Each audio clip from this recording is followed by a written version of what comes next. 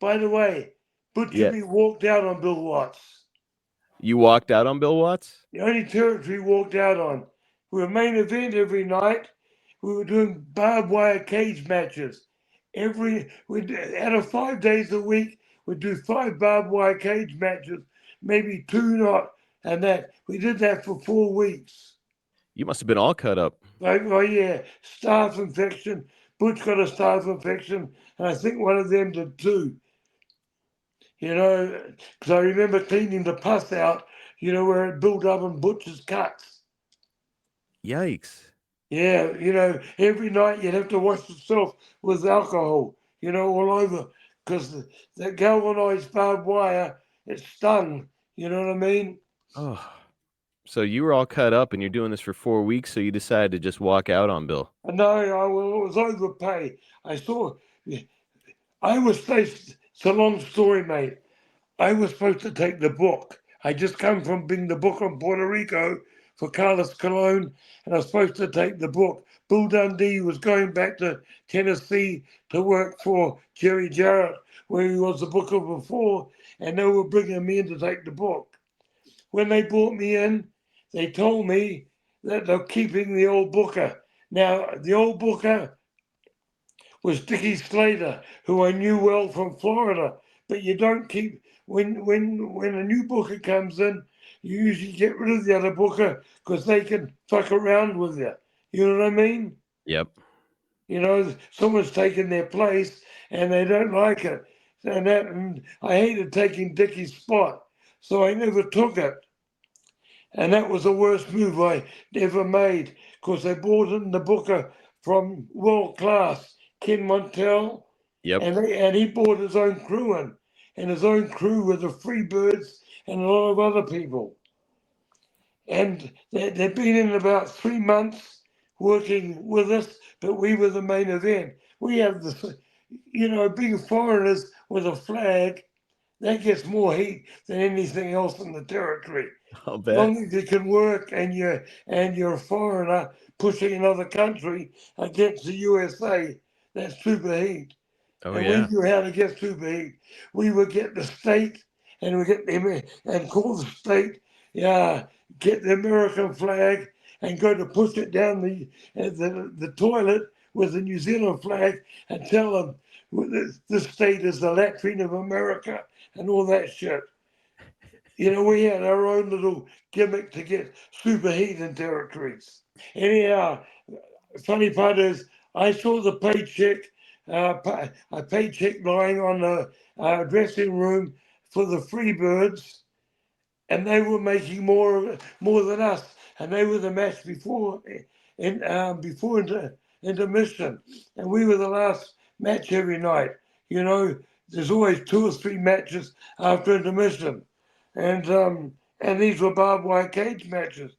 So I said, we didn't just arrive that night, and then all of a sudden we get a phone call and ask us, offering us money in advance before the matches.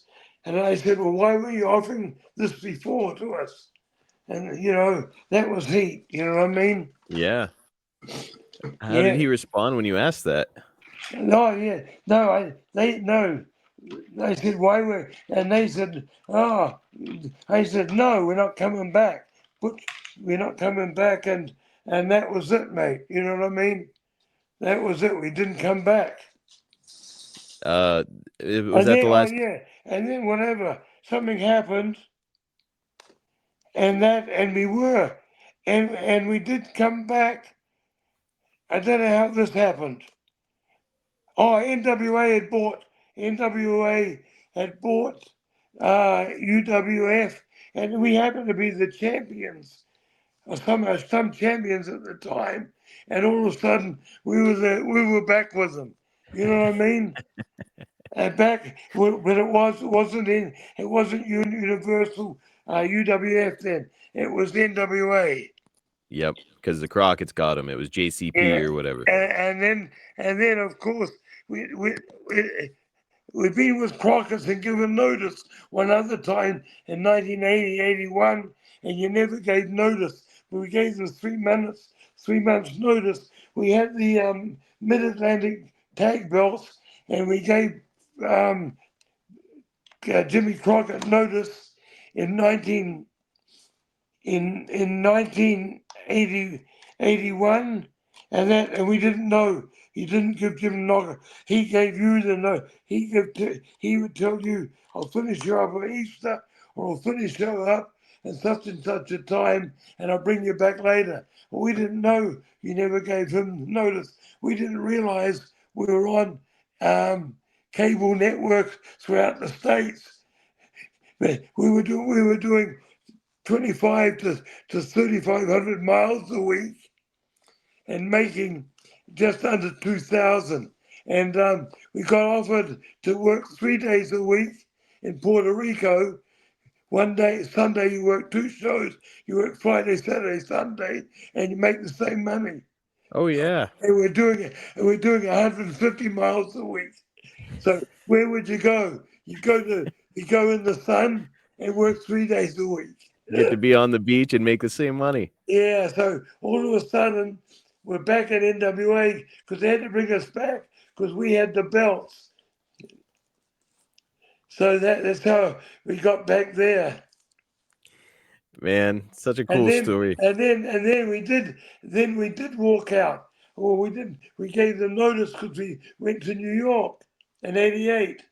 Got the big opportunity with Vince. Yeah. Yeah, it seemed like the writing was on the wall with the Crockett's at that point too. Yes, yeah, because that was when they were talking to Ted Worker, Ted Turner, and later that year that was the change. But anyhow, we with Bill Watts, we had done those barbed wire cage matches everywhere, and the last match every night, and the arenas were good. You know what I mean? You had some We've been there for nearly a year, and we're still getting arenas 3/4 to full every night. you had some damn good timing. You got out of Watts' territory right before he sold, then you got out of the Crockett's before they sold. Pretty good. Yeah, so that was it, mate.